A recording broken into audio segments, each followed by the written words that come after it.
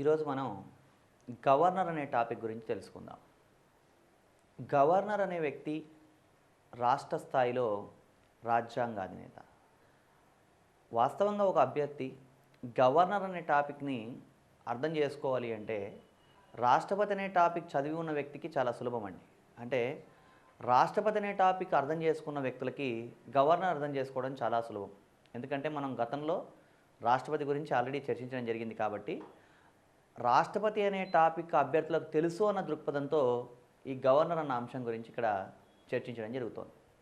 గవర్నర్కి ఎలాంటి అధికారాలు ఉంటాయి అంటే కేంద్ర స్థాయిలో రాష్ట్రపతికి ఉండేటువంటి అధికారాలే రాష్ట్ర స్థాయిలో గవర్నర్ కూడా ఉంటాయి. అంటే ఎలా చెప్పొచ్చు మనం అంటే గవర్నర్ అనే టాపిక్ని సింపుల్గా చెప్పాలంటే మనకి కేంద్రంలో రాష్ట్రపతికి ఏ అధికారాలు ఉంటాయనేది ఒకసారి మనం గమనిద్దాం. అవేంటి అంటే కేంద్రంలో రాష్ట్రపతికి ఉండేటువంటి అధికారాలు అంటే కార్యనిర్వహణ అధికారాలు, ఎగ్జిక్యూటివ్ పవర్సు, శాసన నిర్మాణ అధికారాలు,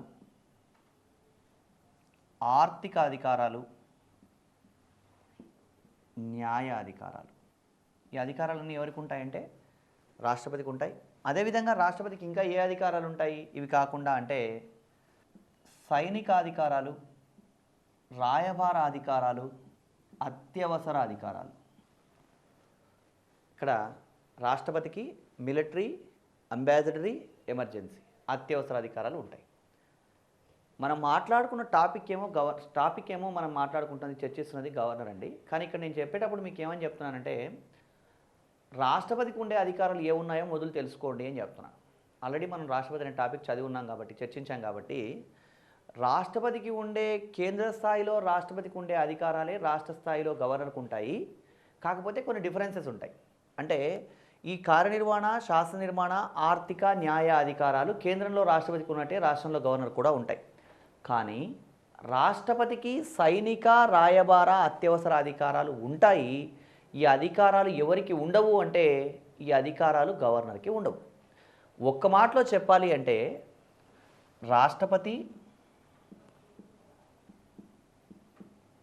రాష్ట్రపతి మైనస్ ఈ మూడు అధికారాలు, రాష్ట్రపతి మైనస్ మూడు అధికారాలు ఈజ్ ఈక్వల్ టు గవర్నర్. అంటే కేంద్రంలో రాష్ట్రపతికి ఉండే అధికారాలే రాష్ట్ర స్థాయిలో గవర్నర్కు ఉంటాయి. రాష్ట్రపతికి ఉండి గవర్నర్కు ఉండని అధికారాలు ఏవి అంటే ఇవి సైనిక, రాయబార, అత్యవసర. ఇది ప్రాథమికంగా తెలుసుకోవాల్సిన అంశం. ఇది తెలిసిన తర్వాత మళ్ళీ మనం గవర్నర్ గురించి డీటెయిల్గా మాట్లాడుకోవాలి. గవర్నర్ విషయంలో గమనించినట్టయితే సమాఖ్య దేశాల్లో చాలా దేశాల్లో గవర్నర్ అనే వ్యక్తి ప్రజల చేత ఎన్నికవుతాడు. అంటే ఫర్ ఎగ్జాంపుల్ అమెరికాను తీసుకున్నట్టయితే అమెరికాలో గవర్నర్ అనే వ్యక్తి ప్రజల చేత ఎన్నికవుతాడు. భారతదేశంలో గవర్నర్ అనే వ్యక్తి నియమించబడతాడు. అంటే రాష్ట్రపతి చేత నియమించబడతాడు. రాష్ట్రపతి అనే టాపిక్ గురించి మనం చర్చించినప్పుడు భారత రాజ్యాంగంలో ఆర్టికల్ 155 ప్రకారం గవర్నర్లను రాష్ట్రపతి నియమిస్తాడు అనుకున్నాం. అలాగే రాష్ట్రపతి గవర్నర్ను నియమించే సాంప్రదాయం భారతదేశంలో ఉంది, కెనడా దేశంలో కూడా ఉందండి. అంటే ఇది మనకి పూర్తి సమాఖ్య కాదు కాబట్టి సమాఖ్య తరహా విధానం కాబట్టి ఇక్కడ గవర్నర్లను నియమించడం జరుగుతోంది. గవర్నర్లు ఎన్నుకోబడరు అని గుర్తించండి. మనం చాలాసార్లు పత్రికల్లో చదువుతూ ఉంటాం. అమెరికాలో ఎవరైనా గవర్నర్గా ఎన్నికైనప్పుడు పేపర్లో చదువుతాం, లేదా మ్యాగజైన్స్లతో పాటు న్యూస్లో కూడా వింటూ ఉంటాం. ఏమని అంటే లూసియానా రాష్ట్రానికి బాబీ జిందాల్ మళ్ళీ గవర్నర్గా ఎన్నికవ్వడం జరిగింది, భారత సంతతికి చెందినటువంటి బాబీ జిందాల్ గవర్నర్గా ఎన్నికయ్యాడు అనే స్టేట్మెంట్ చదువుతూ ఉంటాం. అంటే అక్కడ గవర్నర్ అనే వ్యక్తి ఎన్నుకోబడుతున్నాడని, భారతదేశంలో గవర్నర్ అనే వ్యక్తి రాష్ట్రపతి చేత నియమించబడుతున్నాడని గమనించాలి.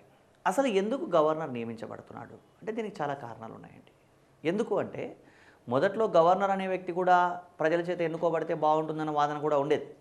కానీ గవర్నర్ అనేవాడు ఈరోజు ప్రజల చేత ఎన్నుకోబడట్లేదు, రాష్ట్రపతి చేత నియమించబడుతున్నాడు అని గమనించాలి. ఎందుకు అంటే దానికి అనేక కారణాలు ఉన్నాయండి. ఒకటి, భారతదేశంలో ఉన్నది పార్లమెంటరీ తరహా ప్రభుత్వ విధానం. పార్లమెంటరీ తరహా ప్రభుత్వ విధానంలో గవర్నర్లను నియమించడం జరుగుతుందే తప్ప ఎన్నుకోవడం జరగదు, ఒక కారణం. అదేవిధంగా ఒకవేళ కనుక గవర్నర్ని కూడా ఎన్నుకునే పరిస్థితి ఉన్నట్టయితే ఈ మూడవ ప్రపంచ దేశంలో థర్డ్ వరల్డ్ కంట్రీస్ అంటే అభివృద్ధి చెందుతున్న దేశాలు లేదా రెండో ప్రపంచ యుద్ధం తర్వాత స్వాతంత్రం పొందినటువంటి మూడో ప్రపంచ దేశాల్లో గవర్నర్ని కూడా ఎన్నుకోవడం అంటూ జరిగినట్టయితే అది బాగా ఖర్చుతో కూడుకున్న పని కాబట్టి అవసరం లేదని భావించడం జరిగింది. అదో కారణం. అదేవిధంగా మనం మూడో కారణం ఏం గమనించవచ్చు అంటే గవర్నర్ అనే వ్యక్తి కూడా ప్రజల చేత ఎన్నికైనట్టయితే రెండు పవర్ సెంటర్స్ ఏర్పడతాయి. అంటే ముఖ్యమంత్రి, గవర్నర్ అనే వ్యక్తి రెండు పవర్ సెంటర్స్ ఏర్పడతాయి. అలాంటి సందర్భం వచ్చినట్టయితే బాగా వివాదాస్పదమైనటువంటి విషయాలు ఉత్పన్నమవడానికి అవకాశం ఉంది. కాబట్టి రెండు అధికారిక కేంద్రాలు ఉండకూడదనే ఉద్దేశంతో కూడా గవర్నర్ని మనం నియమించడం జరుగుతుంది. అదేవిధంగా ఒకవేళ కనుక మరో కారణం, నాలుగో కారణం ఏంటంటే గవర్నర్ అనే వ్యక్తి కూడా ఎన్నిక ఉన్నట్టయితే ముఖ్యమంత్రి అభ్యర్థి గవర్నర్ ఎన్నిక సమయంలో తన మనిషిని గవర్నర్గా బరిలోకి దింపవచ్చు ఎలక్షన్లలో. అలా దింపినప్పుడు ఏమవుతోంది అంటే గవర్నరు, ముఖ్యమంత్రి ఇద్దరు కుమ్మక్కై ప్రజాస్వామ్యాన్ని అపహాస్యం చేసే అవకాశం కూడా ఉంటుంది. కాబట్టి ఇవన్నీ అంశాలని దృష్టిలో పెట్టుకొని గవర్నర్ అనే వ్యక్తిని నియమించడం జరుగుతుందండి. అదేవిధంగా ఇంకా ఏంటి అంటే రాష్ట్రాల మీద కేంద్రం నియంత్రణ ఉండాలంటే కూడా కేంద్ర ప్రభుత్వం గవర్నర్ నియమించాలి అని కూడా చెప్పడం జరిగింది. ఇవన్నీ గవర్నర్ ఎన్నుకోకుండా భారతదేశంలో నియమించబడడానికి ఉన్న కారణాలు. ఈ అంశాలన్నీ తెలుసుకున్న తర్వాత ఇక మనం గవర్నర్ గురించి తెలుసుకోవాలండి. ఈ గవర్నర్ గురించి ఏం విషయాలు మనం తెలుసుకోవాలి అంటే భారత రాజ్యాంగాన్ని అనుసరించి ఆర్టికల్ 153 ఏం చెప్తుంది అంటే ప్రతి రాష్ట్రానికి ఒక గవర్నర్ ఉంటాడు అని చెప్తుందండి. అంటే రాజ్యాంగం ప్రతి రాష్ట్రానికి ఒక గవర్నర్ ఉంటాడు అని చెబుతోంది అన్నప్పుడు మనకు ఒక అనుమానం వస్తుంది. ఏమని అంటే కొన్ని సందర్భాల్లో ఒకటి కన్నా ఎక్కువ రాష్ట్రాలకు ఒక వ్యక్తి గవర్నర్గా వ్యవహరిస్తున్నాడు కదా. అంటే ఇప్పుడు నరసింహన్ ఉన్నాడు.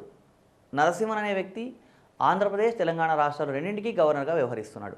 మరి భారత రాజ్యాంగం ఒక రాష్ట్రానికి ఒక గవర్నర్ ఉంటాడని చెబితే ఒకటి కన్నా ఎక్కువ రాష్ట్రాలకు ఒక వ్యక్తి గవర్నర్గా వ్యవహరించడం సమంజసమేనా అనే అనుమానం వస్తుంది. దానికి సమాధానంగానే ఏం చెప్పడం జరుగుతుందంటే 1956లో 7వ రాజ్యాంగ సవరణ చేయడం జరిగిందండి. 1956లో చేసినటువంటి 7వ రాజ్యాంగ సవరణ ఏం చెప్తుంది అంటే ఒక వ్యక్తి ఒకటి కన్నా ఎక్కువ రాష్ట్రాలకు అంటే 2 లేదా అంతకన్నా ఎక్కువ రాష్ట్రాలకు గవర్నర్గా ఉండవచ్చు. అంటే రాజ్యాంగబద్ధంగా ఇది సమంజసమే. ఒక వ్యక్తి ఒకటి కన్నా ఎక్కువ రాష్ట్రాలకు గవర్నర్గా వ్యవహరించడానికి అవకాశం ఉందండి. ఇక ఆర్టికల్ 155 ఏం చెప్తోంది అంటే రాష్ట్రపతి గవర్నర్లను నియమిస్తాడు. రాష్ట్రపతి గవర్నర్ నియమిస్తాడని తెలియజేస్తున్న నిబంధన ఆర్టికల్ 155. మరి గవర్నర్ పదవీ కాలం ఎంత అన్నప్పుడు ఇది బాగా గుర్తుంచుకోవాల్సిన విషయం. గవర్నర్ పదవీ కాలం అన్నప్పుడు జనరల్గా ఏం చెప్పడం జరుగుతోంది అంటే గవర్నర్ అనే వ్యక్తి రాష్ట్రపతి విశ్వాసం ఉన్నంత వరకు పదవిలో ఉంటాడు అని చెబుతాం. కానీ భారత రాజ్యాంగంలో మనకి ఆర్టికల్ 156 ఏం చెప్తోంది అంటే గవర్నర్ పదవీ కాలం 5 సంవత్సరాలు అని చెప్తోందండి. గవర్నర్ పదవీ కాలం 5 సంవత్సరాలు అని చెప్తోంది. 5 సంవత్సరాలు ఉంటాడా, ఖచ్చితంగా ఉండాలా అంటే అది రాష్ట్రపతి యొక్క విశ్వాసం మీద ఆధారపడి ఉంటుంది. 5 సంవత్సరాలు కంటిన్యూ చేయొచ్చు. ఒకవేళ మరీ ఇష్టం అనుకుంటే ఆ తర్వాత కూడా మళ్ళీ కొనసాగించవచ్చు, మళ్ళీ ఎక్స్టెన్షన్ చేయొచ్చు, అవసరమైతే ఎప్పుడైనా తొలగించవచ్చు కూడా. మరి గవర్నర్ని రాష్ట్రపతి తొలగించినట్టయితే ఆ వ్యక్తి న్యాయస్థానాలను ఆశ్రయించవచ్చా అంటే ఇలా న్యాయస్థానాల్ని ఆశ్రయించకూడదండి. భారత రాజ్యాంగానికి సంబంధించి గవర్నర్ పదవి నామమాత్ర పదవి అనే విషయం మనం తెలుసుకున్నాం. రాష్ట్రపతి గవర్నర్ను తొలగించే విషయంలో ఆయనకు పూర్తి అధికారాలు ఉన్నాయి. ఎప్పుడైనా సరే ఎవరినైనా గవర్నర్ పదవిని తొలగించవచ్చు. నన్ను ఎందుకు మీరు తొలగించారు అని న్యాయస్థానాన్ని ఆశ్రయించడానికి అవకాశం లేదండి. ఈ విషయం మనకి 1983లోనే Suryanarayana versus government of India case అనే కేసులో ఈ విషయం తెలియజేయడం జరిగింది. కాబట్టి రాష్ట్రపతి గవర్నర్ని తొలగిస్తే అతను న్యాయస్థానాలకు ఆశ్రయించడానికి వీల్లేదు. అయితే దీనికి సంబంధించి 2010 సంవత్సరంలో మనకి బీపీ సింఘాల్ కేసు ఏం చెబుతోంది అంటే బీపీ సింఘాల్ అనే వ్యక్తి ఒక పార్లమెంట్ సభ్యుడండి. ఈ బీపీ సింఘాల్ కేసులో ఏం చెప్పడం జరిగింది అంటే రాష్ట్రపతి గవర్నర్ను తొలగించాలంటే ఏదైనా ఒక కారణం ఉండాలని చెప్పడం జరిగింది. అయితే ఇక్కడ లాజికల్గా అర్థం చేసుకోవాల్సిందంటే రాష్ట్రపతి గవర్నర్ని తొలగించాలంటే ఏదైనా ఒక కారణం ఉండాలి. ఆ కారణం ఏంటో రాష్ట్రపతి చెప్పాల్సిన అవసరం లేదని కూడా చెప్పడం జరిగింది ఇక్కడ. అంటే ఒక కారణం అయితే ఉండాలని చెప్పడం జరిగిందండి. ఇది మనకి బీపీ సింఘాల్ కేసు. సో గవర్నర్ని తొలగించినా సరే అతనేమి న్యాయస్థానాలకు వెళ్ళి సవాల్ చేయకూడదన్న విషయం మనం గమనించాలి. అయితే అందుకే గవర్నర్ పదవిని గురించి వ్యాఖ్యానిస్తూ ఇందిరాగాంధీ సరోజినీ నాయుడు ఏమన్నారంటే గవర్నర్ పదవి గురించి తెలియజేస్తూ బంగారు పంజరంలో రామచిలుక లాంటిది గవర్నర్ పదవి అని చెప్పడం జరిగింది. అంటే ఒక చిలుక స్వేచ్ఛను ఆశిస్తుందే తప్ప అది బంగారు పంజరమా వెండి పంజరమా అనే దాంతో సంబంధం లేదు. అంటే ఇక్కడ గవర్నర్కి స్వేచ్ఛ లేదన్న దృక్పథంలో ఈ వ్యాఖ్యానం చేయడం జరిగిందండి. సో ఇక్కడ గవర్నర్కి సంబంధించి మనం అర్థం చేసుకోవాల్సింది ఏమంటే రాష్ట్ర స్థాయిలో ఇతను రాజ్యాంగాధినేత. మరి గవర్నర్ వేతనాన్ని ఎవరు నిర్ణయిస్తారు అంటే గవర్నర్ వేతనాన్ని పార్లమెంట్ నిర్ణయిస్తుందండి. రాష్ట్రపతి అని ఇస్తాడు ఆప్షన్స్లో. రాష్ట్రపతి, ప్రధానమంత్రి, పార్లమెంటు ఏది కాదు అని ఇస్తాడు. రాష్ట్రపతి నియమిస్తాడు కాబట్టి గవర్నర్ వేతనాన్ని రాష్ట్రపతి నిర్ణయిస్తాడేమో అని అనుకోకూడదు. గవర్నర్ వేతనాన్ని ఎవరు నిర్ణయిస్తారంటే పార్లమెంట్ నిర్ణయిస్తుంది. ప్రస్తుతం గవర్నర్కి వేతనం ఎంత అంటే 1,10,000 రూపాయల వేతనం ప్రస్తుతం గవర్నర్ పొందుతూ ఉన్నాడు. ఈ గవర్నర్కి మనకి ఒక రాజ్ భవన్ అనేటువంటి అధికారిక నివాసం ఉంది. ప్రతి రాష్ట్రంలో గవర్నర్కి ఒక అధికారిక నివాసం రాజ్ భవన్ ఉంటుంది. అదేవిధంగా మనకి ఆంధ్రప్రదేశ్, తెలంగాణ రాష్ట్రాల్లో అధికారిక నివాసంగా రాజ్ భవన్ ఉందండి. ప్రస్తుతం ఉన్నటువంటి హైదరాబాద్లో ఉన్నటువంటి రాజ్ భవన్ 1930లో మన గవర్నర్కి కేటాయించడం జరిగింది. అక్కడ అప్పటి నుంచి కూడా ఈ గవర్నర్కి రాజ్ భవన్ అనే వ్యవస్థ అంటే ఈ అధికారిక నివాసం కొనసాగుతుంది. అంటే ఢిల్లీలో మనకి రాష్ట్రపతికి ఏ విధంగా అయితే రాష్ట్రపతి భవన్ ఉంటుందో అదేవిధంగా రాష్ట్ర స్థాయిలో గవర్నర్కి కూడా ఒక రాజ్ భవన్ ఉందండి. ఇక రాజ్ భవన్తో పాటు ఇంకా ఏమైనా వేసవి విడిది లాంటివి ఏమైనా ఉన్నాయా అంటే ఆంధ్రప్రదేశ్, తెలంగాణ రాష్ట్రాలకు సంబంధించినటువంటి గవర్నర్కి చిత్తూరు జిల్లా హార్స్లీ హిల్స్ అనే ప్రాంతంలో ఒక వేసవి విడిది ఉందండి. అది గవర్నర్ యొక్క వేసవి విడిది కేంద్రం అని గమనించాలి. ఒక వ్యక్తి ఒకటి కన్నా ఎక్కువ రాష్ట్రాలకు గవర్నర్గా వ్యవహరిస్తూ ఉన్నప్పుడు అతని వేతనం ఎవరు చెల్లిస్తారు, ఏ రాష్ట్రం చెల్లిస్తుంది అనే ప్రశ్న కూడా ఎగ్జామ్లో అడిగినాడు. దాంట్లో ఎవరిని ఇస్తారు ఆప్షన్స్లో అంటే 2 రాష్ట్రాలు సమానంగా చెల్లిస్తాయి, అదేవిధంగా ఎవరు ఎంత చెల్లించాలన్న విషయాన్ని రాష్ట్రపతి నిర్ణయిస్తాడు, లేదా ప్రధానమంత్రి నిర్ణయిస్తాడు, ఉపరాష్ట్రపతి నిర్ణయిస్తాడు. ఇట్లా ఆప్షన్స్ ఇవ్వచ్చు. గుర్తుంచుకోండి, 2 రాష్ట్రాలు సమానంగా చెల్లిస్తాయని మనం డిసైడ్ అవ్వకూడదు. ఒక వ్యక్తి 2 రాష్ట్రాలకు గవర్నర్గా వ్యవహరించినప్పుడు ఏమవుతుంది అంటే అతని వేతనం ఎవరు ఎంత చెల్లించాలన్న విషయాన్ని రాష్ట్రపతి నిర్ణయించడం జరుగుతుంది. రాష్ట్రపతి నిర్ణయం మేరకు గవర్నర్ వేతనం చెల్లించబడుతుంది. గవర్నర్లకు వేతనం ఎక్కడి నుంచి చెల్లిస్తారు అంటే రాష్ట్ర సంఘటన నిధి, కన్సాలిడేటెడ్ ఫండ్ ఆఫ్ స్టేట్. అదే రాష్ట్రపతి ఇలాంటి వాళ్ళకేమో కేంద్ర సంఘటన నుంచి వేతనం చెల్లించడం జరుగుతుంది. గవర్నర్ అనేవాడు రాష్ట్రంలో సేవలు అందిస్తాడు కాబట్టి రాష్ట్ర సంఘటన నిధి నుంచి గవర్నర్కి వేతనం చెల్లించడం జరుగుతుంది. అదే గవర్నర్ పెన్షన్ ఎక్కడి నుంచి చెల్లిస్తారు అంటే అది కేంద్ర సంఘటన నిధి. మళ్ళీ గవర్నర్కి పెన్షన్ అయితే కేంద్ర సంఘటన నిధి నుంచి చెల్లించడం జరుగుతుందండి. అతనికి వేతనంలో సగం పెన్షన్గా లభిస్తుంది. ఇక ఈ గవర్నర్కి సంబంధించి విషయంలో గవర్నర్ అనే విషయానికి ఎన్నిక ఉండదు. ఎన్నిక లేనప్పుడు డిపాజిట్ ఇట్లాంటివి ఏవి కూడా ఉండవని గమనించాలి. అంటే ఈ గవర్నర్కి సంబంధించి మనం అర్థం చేసుకోవాల్సిన విషయం ఏంటంటే గవర్నర్ని రాష్ట్రపతి నియమిస్తాడు, రాష్ట్రపతి తొలగిస్తాడు. ఇక్కడ రాష్ట్రపతి అంటే పార్లమెంటరీ తరహా ప్రభుత్వంలో రాష్ట్రపతి నామమాత్రపు అధికారి కాబట్టి ప్రధానమంత్రి, మంత్రిమండలి సూచన మేరకే ఇవన్నీ జరుగుతాయని అర్థం చేసుకోవాలి అభ్యర్థులు. ఇక్కడ గవర్నర్ని తొలగించాలంటే ఏ తొలగింపు తీర్మానం ఉంటుందని కూడా అడగడానికి అవకాశం ఉంది. ఇక్కడ గమనించండి, రాష్ట్రపతిని తొలగించాలంటే మహాభియోగ తీర్మానం, మిగతా వాళ్ళని ఎవరన్నా తొలగించాలంటే అభిశంసన అనుకున్నాం మనం ఒక సందర్భంలో, ఉపరాష్ట్రపతి ఇలాంటి వాళ్ళకి. కానీ గవర్నర్ని తొలగించడానికి ఒక తీర్మానం అంటూ ఏమీ లేదండి. ఎందుకంటే రాష్ట్రపతి విశ్వాసం ఉన్నంత వరకు పదవిలో ఉంటాడు అన్నప్పుడు రాష్ట్రపతి ఎప్పుడు తీసేస్తే అప్పుడు పదవి నుంచి అతను వెళ్ళిపోవాల్సిందే. కాబట్టి గవర్నర్ తొలగించడానికి కోసం ఒక ప్రత్యేక తీర్మానం అంటూ ఏమీ లేదని కూడా గమనించాలి అభ్యర్థులు. ఇదంతా కూడా గవర్నర్ అనే టాపిక్కి సంబంధించినటువంటి పరిచయం మాత్రమే. గవర్నర్కి సంబంధించినటువంటి పరిచయం. గవర్నర్కి సంబంధించినటువంటి అధికారాల్లో మనం ఈ అధికారాల గురించి తెలుసుకోవాలండి. ఒక్కొక్క అధికారం గురించి మనం తెలుసుకుందాం. మొదట్లో గవర్నర్ అధికారాల్లో కార్యనిర్వహణాధికారాలు ఏవో చూద్దాం. కార్యనిర్వహణాధికారాల్లో ప్రధానమైనవి ఏంటి అంటే గవర్నర్ చేసే నియామకాలండి. అంటే గవర్నర్ చేసే కీలక నియామకాలన్నీ కూడా కార్యనిర్వహణాధికారాల్లో అంతర్భాగం అవుతాయి. వాస్తవంగా గవర్నర్ వ్యవస్థ గురించి మనం మాట్లాడుకునేటప్పుడు తెలుసుకోవాల్సింది ఏమంటే ముఖ్యమంత్రి, మంత్రిమండలి గవర్నర్కి సలహా సహకారం అందించడం కోసం ఉంటారని చెప్తోంది రాజ్యాంగం. అయినప్పటికీ కూడా గవర్నర్కి కొన్ని అధికారాలు ఉన్నాయి. అంటే ముఖ్యమంత్రి, మంత్రిమండలి సూచనల మేరకు చేపట్టినప్పటికీ కూడా ఇవి గవర్నర్ కార్యనిర్వహణాధికారాల్లో భాగంగా మనం చెప్పుకుంటాం. ఏవేవి ఉన్నాయి? గవర్నర్ ఎవరెవరిని నియమిస్తాడు అంటే ఆర్టికల్ 164 ప్రకారం ముఖ్యమంత్రి అదేవిధంగా అతని సూచనల మేరకు మంత్రిమండలిని నియమిస్తాడు. ఇక్కడ ముఖ్యమంత్రి మంత్రిమండలిని నియమించడం మాత్రమే కాదండి, అంత మాత్రమే కాకుండా ఛత్తీస్గఢ్, జార్ఖండ్ ఇలాంటి రాష్ట్రాల్లో అవసరం మేరకు గిరిజన సంక్షేమ శాఖ మంత్రిని కూడా నియమించే అధికారం గవర్నర్కి ఉంటుందండి. అంటే ఇక్కడ ఈ రాష్ట్రాలకు సంబంధించినటువంటి అవసరం మేరకు గిరిజన సంక్షేమ శాఖ మంత్రిని కూడా నియమించేది గవర్నర్. అదేవిధంగా ఇంకా ఎవరెవరు నియమిస్తాడు గవర్నర్ అంటే ఆర్టికల్ 165 ప్రకారం అడ్వకేట్ జనరల్ నియమిస్తాడు. అడ్వకేట్ జనరల్ అంటే ఎవరు? ఇతను అంటే రాష్ట్ర ప్రభుత్వానికి న్యాయ సలహా ఇచ్చే వ్యక్తిని అడ్వకేట్ జనరల్ని నియమించేది ఎవరు? గవర్నరే అడ్వకేట్ జనరల్ కూడా నియమిస్తాడని గమనించాలి. అదేవిధంగా ఆర్టికల్ 233 ప్రకారం గవర్నర్ జిల్లా కోర్టు న్యాయమూర్తులను నియమిస్తాడు. ఆర్టికల్ 233 ప్రకారం జిల్లా కోర్టు న్యాయమూర్తులను నియమించేది గవర్నర్ అని చెప్పొచ్చు. అదేవిధంగా గవర్నర్ ఇంకా ఎవరినైనా అపాయింట్ చేస్తాడా కార్యనిర్వహణాధికారుల భాగంగా అంటే 243I మరియు 243Y ప్రకారం రాష్ట్ర ఆర్థిక సంఘాన్ని నియమించేది ఎవరు? గవర్నర్. అదేవిధంగా 243K మరియు 243ZA KZA ప్రకారం రాష్ట్ర ఎన్నికల సంఘాన్ని నియమించేది కూడా ఎవరు? గవర్నర్. అంటే ఇవన్నీ కూడా నియామకాలండి. కార్యనిర్వహణాధికారుల్లో భాగంగా నియామకాల్లో ఉంటాయి. అదేవిధంగా కార్యనిర్వహణాధికారుల్లో భాగంగానే ఇంకా గవర్నర్ ఇంకా ఎవరు నియమిస్తాడు అంటే గవర్నర్ అనే వ్యక్తి రాష్ట్ర స్థాయిలో ఒక ఛాన్సలర్గా వ్యవహరిస్తాడు కాబట్టి భిన్నమైనటువంటి విశ్వవిద్యాలయాలకి యూనివర్సిటీస్కి రాష్ట్ర స్థాయి విశ్వవిద్యాలయాలకి వైస్ ఛాన్సలర్ కూడా అపాయింట్ చేస్తాడు. సో ఇవన్నీ కూడా ప్రధానంగా గవర్నర్ చేసేటువంటి కార్యనిర్వహణాధికారుల్లో భాగమని మనం చెప్పవచ్చు. ఇవి గవర్నర్కి సంబంధించినటువంటి కార్యనిర్వహణాధికారులను గమనించాలి.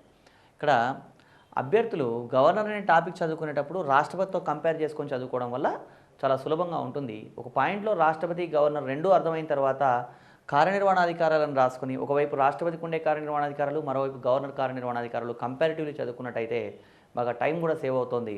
గుర్తుంచుకోవడం కంపారిటివ్లీ ఈజీగా ఉంటుంది. ఎందుకంటే ఒక్కోసారి అప్లికేషన్ ఓరియంటెడ్ ప్రశ్నలు కూడా ఏమన్నా అడిగినా కూడా అభ్యర్థి సులభంగా ఆన్సర్ రాయగలరు. ఇక్కడ చూడండి, ఇక్కడ అడ్వకేట్ జనరల్ ఆర్టికల్ 165 ప్రకారం నియమిస్తాడు అనుకున్నాం. అదే కేంద్ర స్థాయిలో రాష్ట్రపతి నియమించేటువంటి వ్యక్తి ఎవరు? అడ్వకేట్ జనరల్ లాంటి వ్యక్తి అంటే ఆర్టికల్ 76 ప్రకారం అటార్నీ జనరల్ నియమిస్తాడు. అటార్నీ జనరల్ ఏమో కేంద్ర ప్రభుత్వంలో ఉండేటువంటి కేంద్ర స్థాయిలో న్యాయ సలహాదారు, అడ్వకేట్ జనరల్ రాష్ట్ర స్థాయిలో న్యాయ సలహాదారు. కేంద్రంలో ఆర్టికల్ 148 ప్రకారం కాగ్ అనే వ్యక్తిని నియమిస్తాడు అనుకున్నాం. మరి అలాంటప్పుడు అలాంటి పదవి ఏదైనా ఉందా రాష్ట్రంలో అంటే లేదని అర్థం చేసుకోవాలి. కంట్రోలర్ రైటర్ జనరల్ అనే వ్యక్తి దేశం మొత్తానికి వ్యవహరిస్తాడు, అలాంటి పదవి లేదు. అంటే కాగ్ లాంటి పదవి రాష్ట్ర స్థాయిలో ఏది ఉంది అంటే ఏది లేదు అలాంటిది అని ఎప్పుడు అర్థమవుతోంది అభ్యర్థికి అంటే ఈ రెండింటిని కంపారిటివ్లీ చదివినప్పుడు చాలా సులభంగా గుర్తుంచుకునే అవకాశం ఉందండి. ఇది మనకి గవర్నర్ సంబంధించినటువంటి అధికారాల్లో కార్యనిర్వహణ అధికారాలు.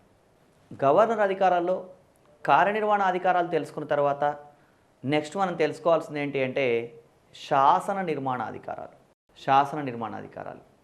లెజిస్లేటివ్ పవర్స్ అండి. ఇంతకుముందు మనమేమో ఎగ్జిక్యూటివ్ చూసాం, ఇప్పుడు శాసన నిర్మాణ అధికారుల గురించి తెలుసుకోవాలి. శాసన నిర్మాణ అధికారాలు అంటే ఏంటి అంటే రాష్ట్ర శాసనసభలో అంతర్భాగంగా గవర్నర్కు ఉండే అధికారాలు.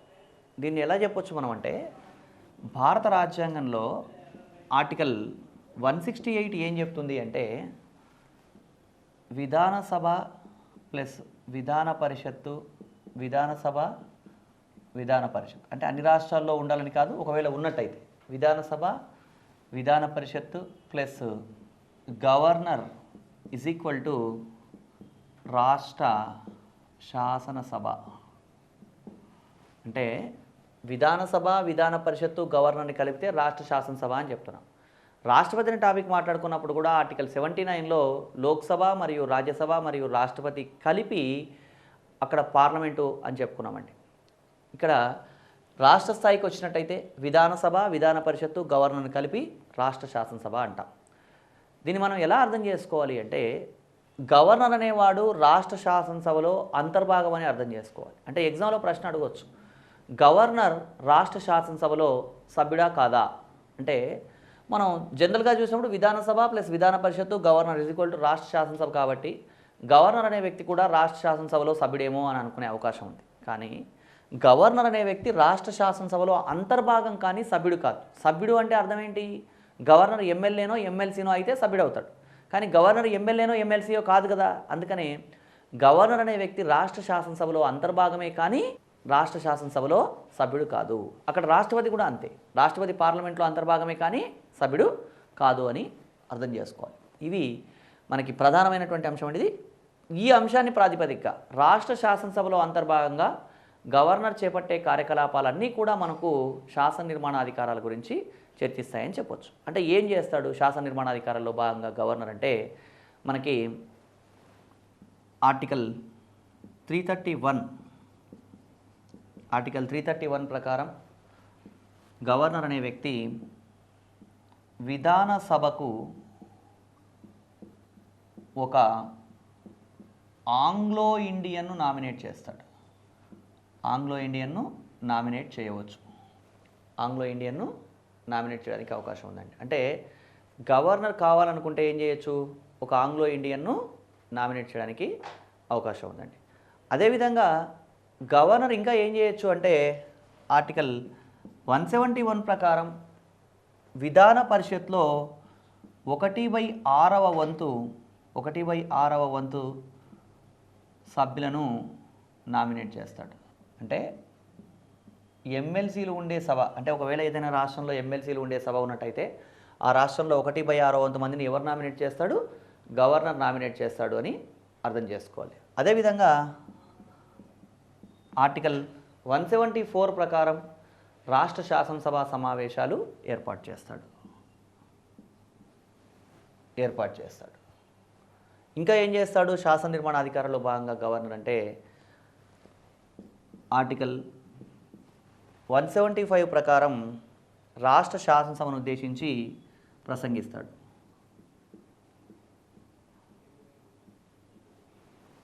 అదేవిధంగా ఆర్టికల్ 176 ప్రకారం అయితే ప్రత్యేక సందేశాలు కూడా పంపవచ్చు.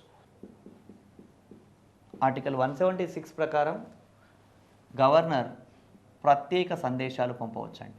ఎవరికి అంటే రాష్ట్ర శాసనసభకు ప్రత్యేక సందేశాలు పంపవచ్చు. ఇంకా ఏం చేస్తాడు గవర్నర్ అంటే ఆర్టికల్ 213 ప్రకారం రాష్ట్ర శాసనసభ సమావేశాల్లో లేనప్పుడు ఆర్డినెన్సులు జారీ చేస్తాడు. ఆర్డినెన్సులు జారీ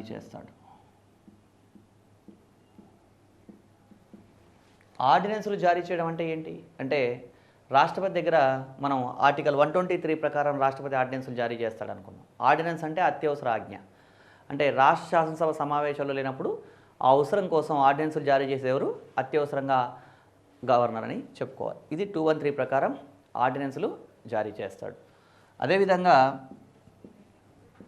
ఆర్టికల్ 180 ప్రకారం 180 ప్రకారం ఇక్కడ మనకి కేంద్రంలో లాగానే గవర్నర్ కూడా ఏం చేస్తాడంటే ఆర్టికల్ 180 ప్రకారం విధానసభ సమావేశాలు నిర్వహించడం కోసం స్పీకర్, డిప్యూటీ స్పీకర్ పదవులు రెండింటికి ఖాళీ ఏర్పడ్డప్పుడు ఆ సమావేశాలకు అధ్యక్షత వహించడం కోసం ఒక వ్యక్తిని నియమిస్తారండి. ఆర్టికల్ 180 ఏం చెప్తోంది అంటే స్పీకర్, డిప్యూటీ స్పీకర్ పదవులు రెండింటికి ఒకేసారి ఖాళీ ఏర్పడ్డప్పుడు సభా కార్యక్రమాల నిర్వహణ కోసం గవర్నర్ ఒక వ్యక్తిని నియమించవచ్చు అని చెప్తున్న నిబంధన ఆర్టికల్ 180.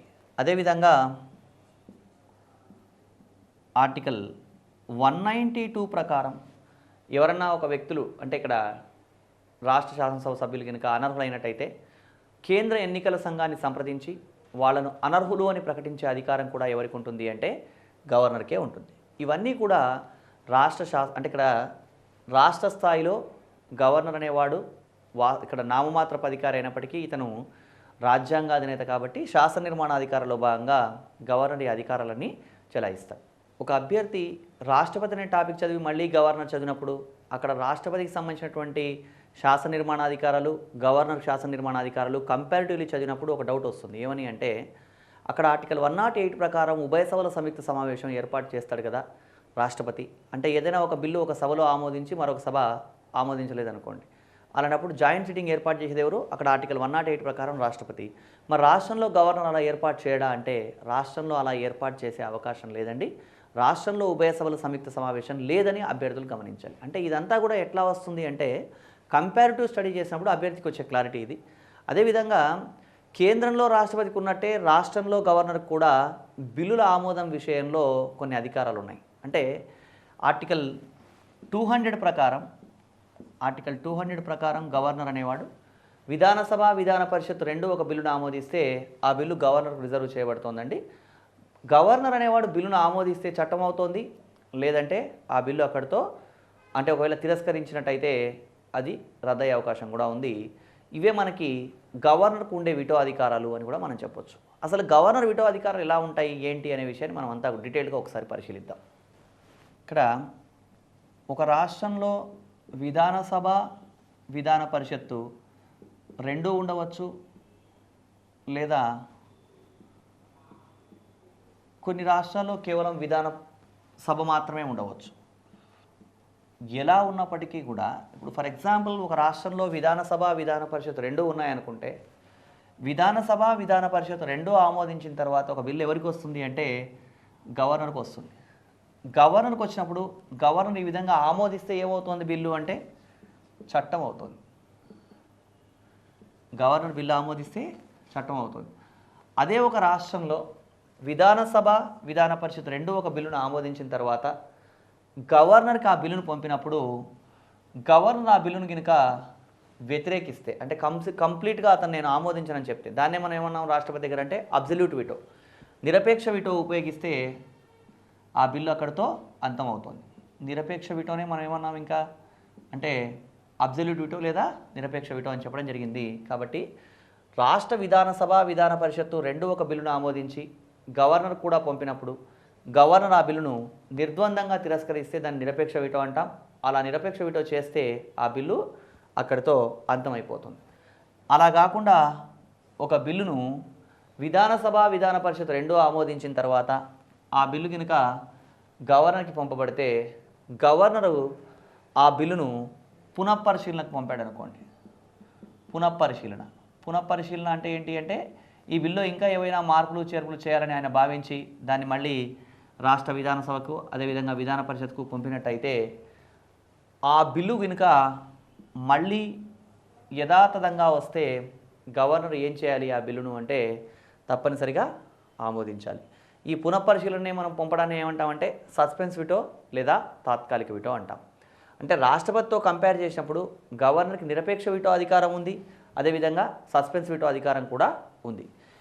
అలా కాకుండా అంటే ఇక్కడ ఏ విటో అధికారం లేదు మరి రాష్ట్రపతితో కంపేర్ చేస్తే గవర్నర్కి అంటే రాష్ట్రపతికి పాకెట్ విటో అధికారం ఉంటుంది. అంటే ఒక బిల్లు తనకు వచ్చినప్పుడు లోక్సభ రాజ్యసభ ఆమోదించిన బిల్లు కనుక రాష్ట్రపతికి రిజర్వ్ చేయబడితే ఆయన ఆ బిల్లును ఆమోదించకుండా తిరస్కరించకుండా తిప్పి పంపకుండా అలాగే తన దగ్గర ఉంచుకోవచ్చు. కానీ గవర్నర్ అలా ఉంచుకోవడానికి వీల్లేదండి.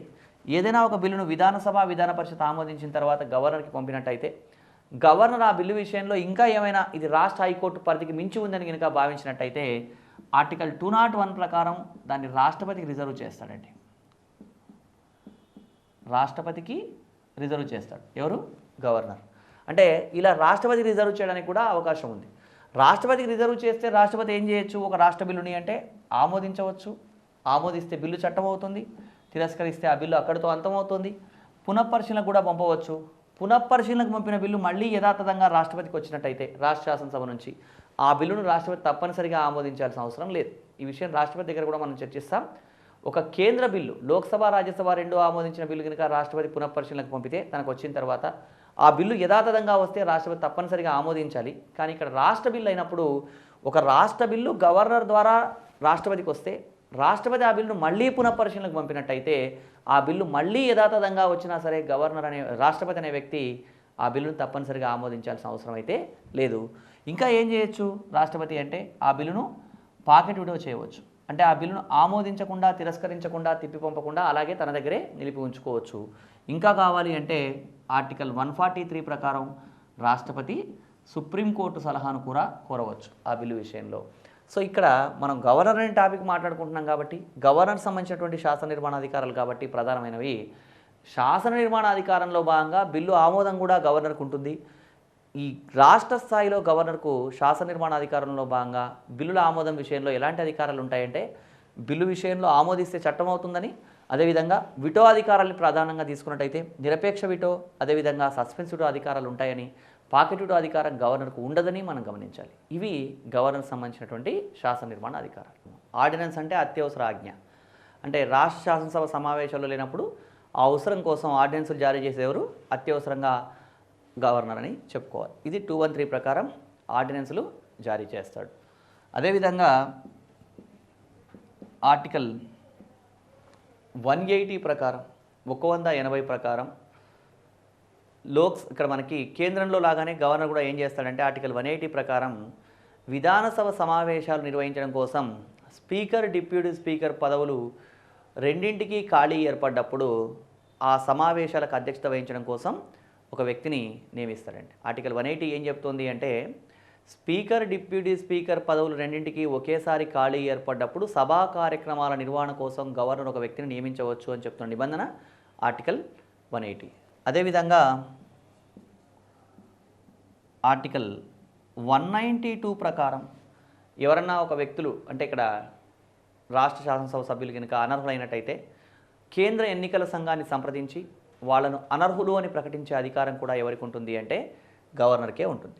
ఇవన్నీ కూడా అంటే ఇక్కడ రాష్ట్ర స్థాయిలో గవర్నర్ అనేవాడు ఇక్కడ నామమాత్రపు అధికారి అయినప్పటికీ ఇతను రాజ్యాంగాధినేత కాబట్టి శాసన నిర్మాణాధికారంలో భాగంగా గవర్నర్ ఈ అధికారాలన్నీ చెలాయిస్తాడు. సో గవర్నర్కి సంబంధించి మనం కార్యనిర్వహణాధికారాలు, శాసన నిర్మాణాధికారాలు తెలుసుకున్నాం. నెక్స్ట్ గవర్నర్కి సంబంధించినటువంటి ఆర్థిక అధికారాలు. ఆర్థిక అధికారాలు అంటే డబ్బుకు సంబంధించిన అంశాలండి. ఇక్కడ గవర్నర్కి ఏం ఆర్థిక అధికారాలు ఉన్నాయి అని అంటే ఆర్టికల్ 202 ప్రకారం రాష్ట్ర శాసనసభలో బడ్జెట్ ప్రవేశపెట్టే బాధ్యత గవర్నర్ది. ఇక్కడ జాగ్రత్తగా అర్థం చేసుకోవాలండి. కేంద్రంలో పార్లమెంట్లో బడ్జెట్ ప్రవేశపెట్టే బాధ్యత ఏమో రాష్ట్రపతి అనుకుంటాం. అదేవిధంగా రాష్ట్రంలో బడ్జెట్ ప్రవేశపెట్టే బాధ్యత కూడా గవర్నర్ అని చెప్తాం. ఇది రాజ్యాంగబద్ధంగా. వాస్తవంగా అయితే మనకి ఎప్పుడైనా సరే బడ్జెట్ను ప్రవేశపెట్టడం అనేది చూసినట్టయితే కేంద్రంలో కేంద్ర ఆర్థిక మంత్రి, రాష్ట్రంలో రాష్ట్ర ఆర్థిక మంత్రి బడ్జెట్ను ప్రవేశపెట్టడం మనం టీవీల్లో, పత్రికల్లో చదువుతాం కూడా. కానీ రాజ్యాంగాన్ని అనుసరించి బడ్జెట్ను ప్రవేశపెట్టే బాధ్యత ఎవరిది అంటే కేంద్ర స్థాయిలో అయితే రాష్ట్రపతి, రాష్ట్ర స్థాయిలో అయితే గవర్నర్ది అని అర్థం చేసుకోవాలి. అదేవిధంగా ఆర్టికల్ 203 ప్రకారం గవర్నర్ అనుమతి లేకుండా రాష్ట్ర ప్రభుత్వానికి ఎలాంటి డబ్బులు కేటాయించడం జరగదండి, ఎలాంటి నిధులు కేటాయించడం జరగదని చెప్తున్న నిబంధన ఆర్టికల్ 203. అదేవిధంగా ఆర్థికాధికారాల్లో భాగంగా ఆర్టికల్ 243I మరియు 243Y ప్రకారం రాష్ట్ర ఆర్థిక సంఘాన్ని నియమించే అధికారం కూడా గవర్నర్కు ఉంటుంది. ఈ రాష్ట్ర ఆర్థిక సంఘం అనే అంశం మనం గవర్నర్ కార్యనిర్వహణాధికారంలో కూడా గమనిస్తాం. గవర్నర్ కార్యనిర్వహణాధికారంలో కూడా ఈ అంశాన్ని గమనిస్తామండి. అదేవిధంగా ఆర్టికల్ 199 ప్రకారం రాష్ట్ర ఆర్థిక బిల్లు అంటే ఏదైనా ఒక ఆర్థిక బిల్లును గవర్నర్ పూర్వానుమతితోనే ప్రవేశపెట్టాలి. రాష్ట్ర ఆర్థిక బిల్లును గవర్నర్ పూర్వానుమతితోనే ప్రవేశపెట్టడం జరుగుతుంది. మామూలుగా పార్లమెంట్లో అయినా, రాష్ట్ర స్థాయిలో రాష్ట్ర శాసనసభలో అయినా ఒక సాధారణ బిల్లు ప్రవేశపెట్టేప్పుడు మనకి రాజ్యాంగాధినేత యొక్క అవసరం లేదండి.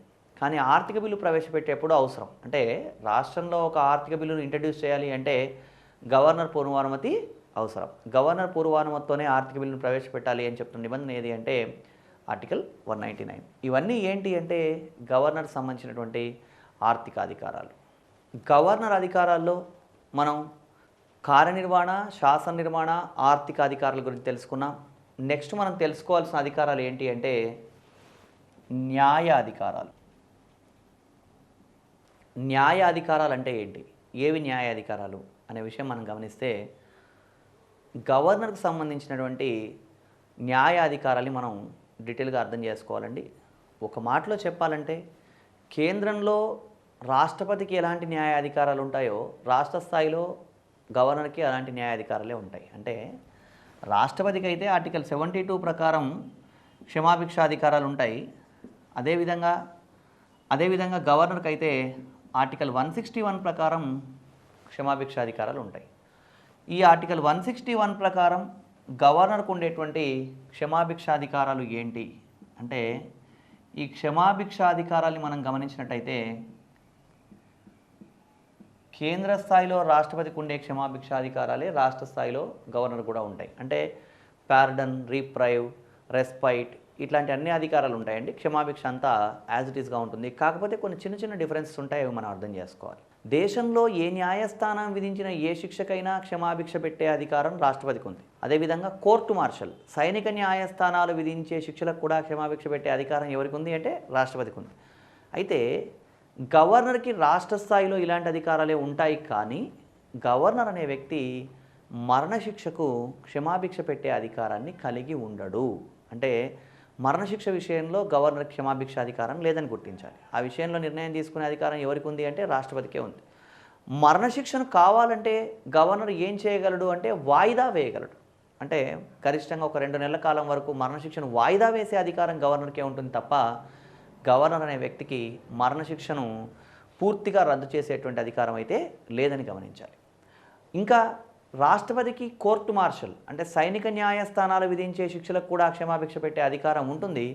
గవర్నర్కి ఆ అధికారం ఉండదు. ఎందుకంటే రాష్ట్ర స్థాయిలో సైన్యం అనేది ప్రత్యేకంగా ఉండదు కాబట్టి ఆ అధికారం ఉండదు. అంటే ఒక మాటలో చెప్పాలంటే రాష్ట్రపతికి మరణశిక్ష క్షమాభిక్ష పెట్టే అధికారం, కోర్టు మార్షల్కు కూడా క్షమాభిక్ష పెట్టే అధికారం ఉంది. గవర్నర్కి ఆ అధికారాలు రెండు లేవని అర్థం చేసుకోవాలి. కానీ మరణశిక్షను గవర్నర్ కావాలంటే వాయిదా వేసే అధికారాన్ని కలిగి ఉన్నాడు. ఇది ఆర్టికల్ 161లో గవర్నర్కు ఉన్నటువంటి న్యాయాధికారాలు. ఇంకా న్యాయాధికారాల్లో ఇంకా ఏమేమి ఉన్నాయి అని అంటే ఆర్టికల్ 233 ప్రకారం జిల్లా కోర్టు న్యాయమూర్తులను నియమించేది ఎవరు అంటే గవర్నర్. జిల్లా కోర్టు న్యాయమూర్తులను.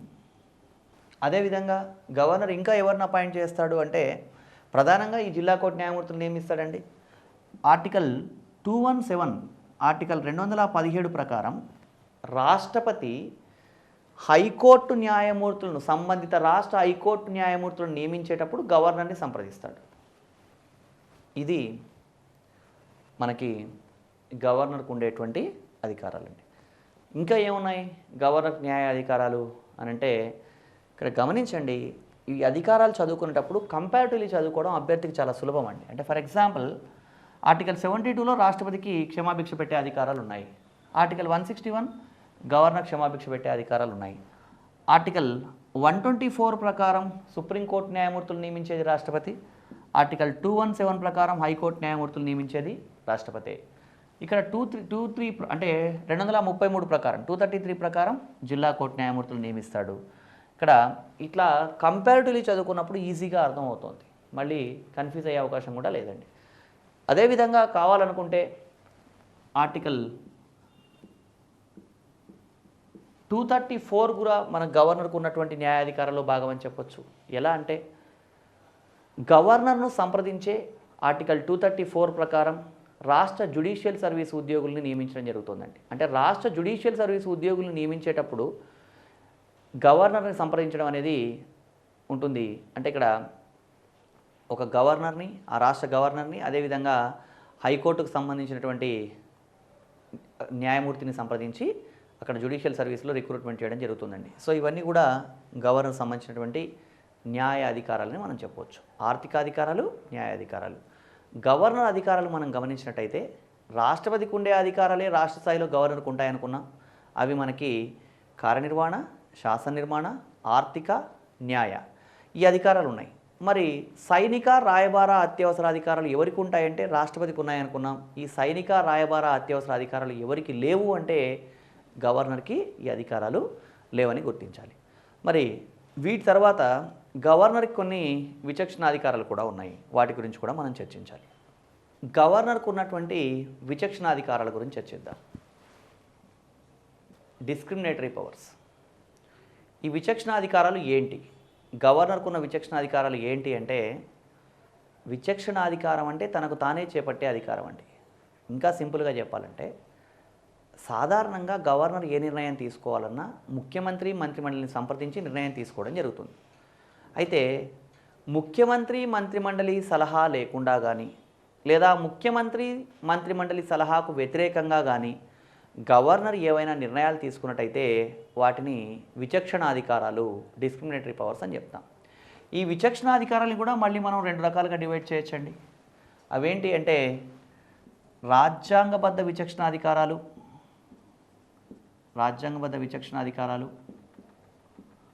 అదేవిధంగా సందర్భోచిత విచక్షణాధికారాలు.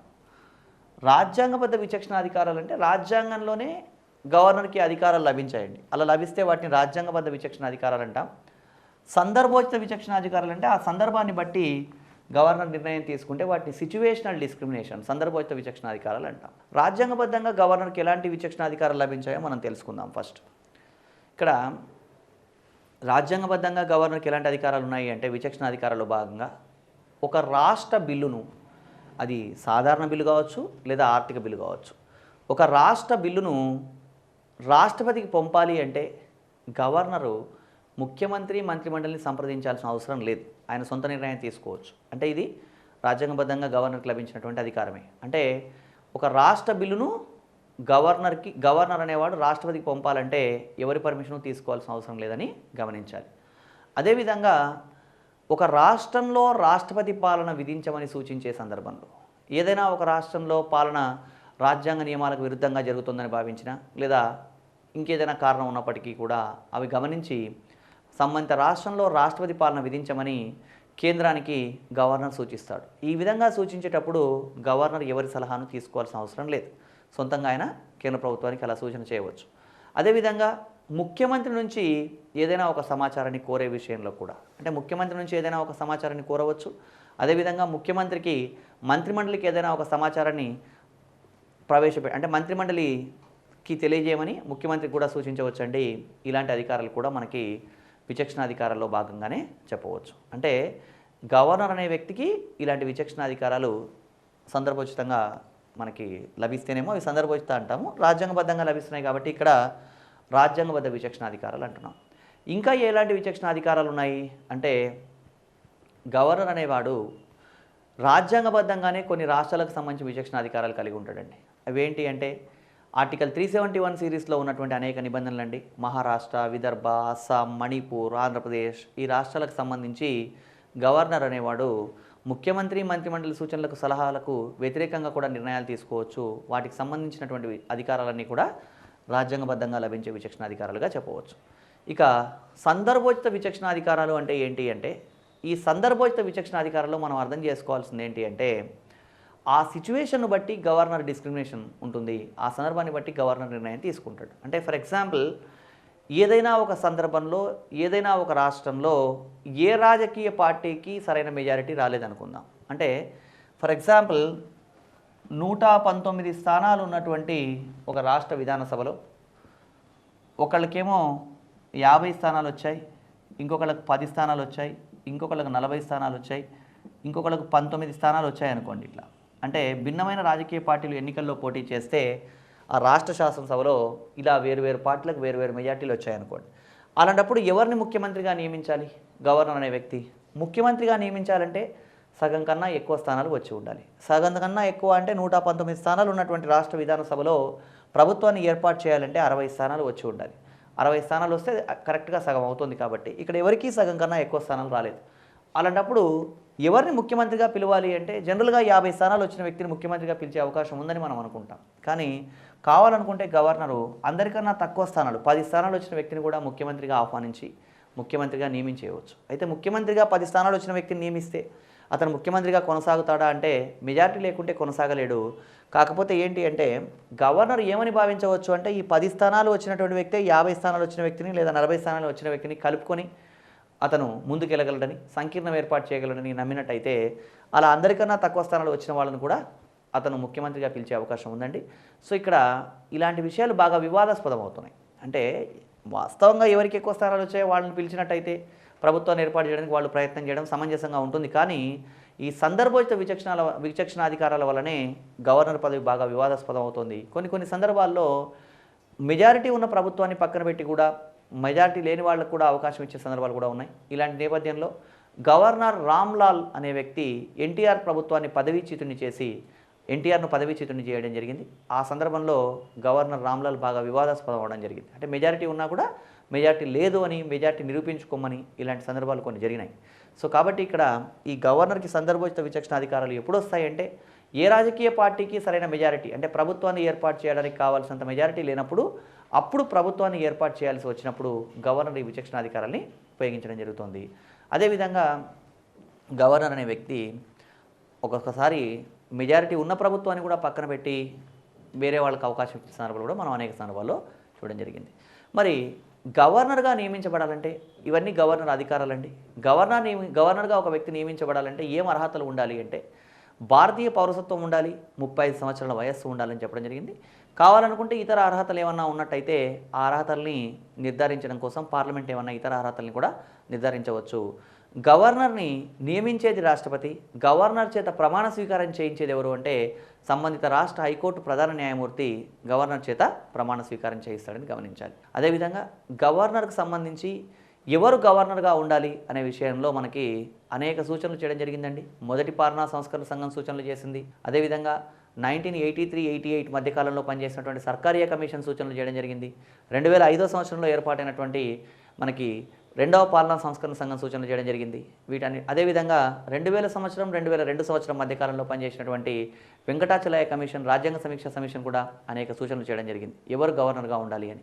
వీటన్నింటిలో ముఖ్యమైన సూచనలు మనం గమనించినట్టయితే ఎవరు గవర్నర్గా ఉండాలి అన్నట్టయితే గవర్నర్ అనే వ్యక్తి సొంత రాష్ట్రం వాడై ఉండకూడదు. అంటే ఏ రాష్ట్రానికి చెందిన వ్యక్తిని అదే రాష్ట్రంలో గవర్నర్గా నియమించకూడదు. ఏ రాష్ట్రానికి చెందిన వ్యక్తిని అదే రాష్ట్రంలో గవర్నర్గా నియమించడం వల్ల అతను రాజకీయంగా ఇన్ఫ్లుయెన్స్ అయ్యే అవకాశం ఉంది. కాబట్టి సొంత రాష్ట్రంలో అతన్ని గవర్నర్గా నియమించకూడదు అనే నియమం ఒకటి ఈ సూచన అండి. రాజ్యాంగంలో ఎక్కడా లేదు కానీ ఇది ఒక సూచన. ఇది దాదాపుగా అమలవుతోంది. కొన్ని సందర్భాల్లో మినహాయింపులు ఉన్నాయి. బట్ అయినప్పటికీ కూడా సొంత రాష్ట్రానికి ఒక వ్యక్తి గవర్నర్గా నియమించబడడం జరగట్లేదు. ఇంకా ఏంటి సూచన ఉంది అంటే గవర్నర్ అనే వ్యక్తి రాజకీయాలకు దూరంగా ఉన్నవాడై ఉండాలి అని చెప్పడం జరుగుతుంది. రాజకీయాలకు దూరంగా ఉన్నవాడై ఉండాలి అంటే ఈరోజు వరకు ముఖ్యమంత్రిగా ఉండి ఈరోజు రాజీనామా చేసి నేను గవర్నర్గా వెళ్తాను, రాజకీయాలకు దూరంగా ఉన్నాను అనడం సమంజసం కాదు. అంటే కనీసం ఒక 3 సంవత్సరాల నుంచి అతను రాజకీయాల్లో క్రియాశీలంగా లేనట్టయితే అలాంటి వ్యక్తిని గవర్నర్గా నియమించినట్టయితే బాగుంటుంది అనేటువంటి సూచనలు కూడా ఉన్నాయి. కానీ ఇవి అమల్లోకి రావట్లేదు. మనం చూస్తూ ఉన్నాం అనేక మంది వ్యక్తులు, ముఖ్యమంత్రులుగా ఉన్న వ్యక్తులు కూడా గవర్నర్గా నియమించబడుతున్నారు. అంటే సుశీల్ కుమార్ షిండే కావచ్చు, రోషయ్య కావచ్చు, లేదా విద్యాసాగర్ రావు కావచ్చు, ఎవరైనా కావచ్చు. ఇక్కడ ఒక పార్టీకి సంబంధించిన వ్యక్తిని మనం ఉద్దేశించడం కాదు. ఇక్కడ ఏ రాజకీయ పార్టీలోనైనా సరే అప్పటిదాకా క్రియాశీలంగా ఉన్న వ్యక్తులు, ముఖ్యమంత్రులుగా ఉన్న వాళ్ళు కూడా గవర్నర్లుగా నియమించడం మనం గమనిస్తూ ఉన్నాం. అదేవిధంగా గవర్నర్ ఏదో ఒక రంగంలో నిపుణుడై ఉండాలి అని కూడా చెప్పడం జరిగింది. మైనారిటీ వర్గానికి చెందిన వ్యక్తులు గవర్నర్గా నియమిస్తే బాగుంటుందని కూడా సూచనలు ఉన్నాయండి. ఇదా గవర్నర్గా ఎవరు ఉండాలి అనే దానికి సంబంధించి అనేక సూచనలు గమనించాలి మనం. సో ఇది ఓవరాల్గా గవర్నర్ అనే టాపిక్. రాష్ట్రపతి అనే టాపిక్ని చదివిన తర్వాత గవర్నర్ అనే టాపిక్ని అర్థం చేసుకోవడం చాలా సులభం. రాష్ట్రపతిని బేస్ చేసుకొని గవర్నర్ అర్థం చేసుకున్నట్టయితే ఈ టాపిక్ చాలా సులభంగా అర్థమవుతుందని గమనించాలి. ఇది గవర్నర్ అండి.